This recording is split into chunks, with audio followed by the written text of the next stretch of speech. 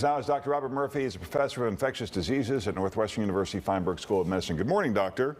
Good morning. We talked about President Biden's plan to get 70% vaccinated by July 4th.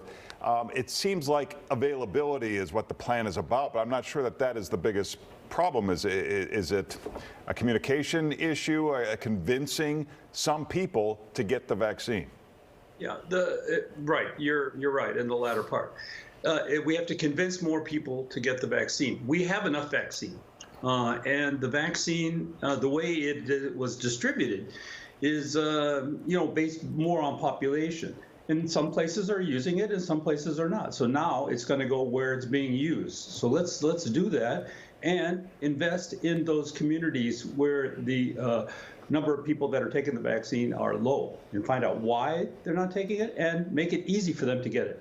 What do you think about the city of Chicago's plan to reopen everything by July 4th? Think that's realistic?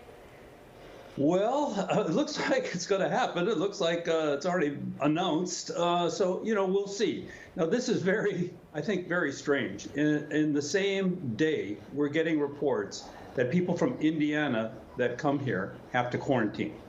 So something is wrong here with the messaging. We'll see.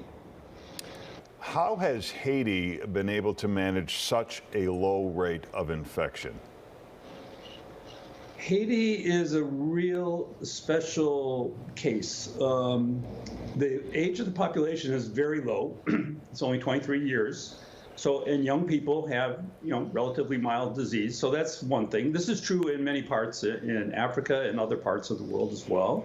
So they have that. They also, the people in Haiti are so poor. Very few of them actually have air conditioning. Most of the homes are just well ventilated. People are outside quite a bit of the time. So we know that being outside is better for transmission, and keeping ventilation is also better.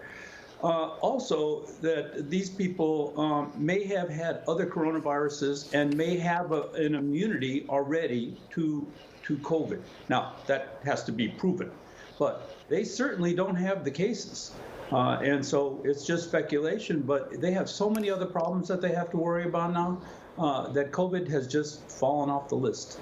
All right, we're going to get to some viewer questions now. This person says, I got my first Pfizer dose and a couple of days later noticed a tenderness in my lymph node. Is this something to be worried about?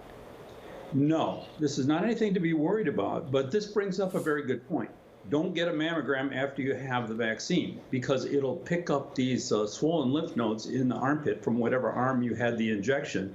And the person reading the mammogram is going to think that's from a cancer. So do the mammogram before the vaccine or well after when the lymph nodes have gone down.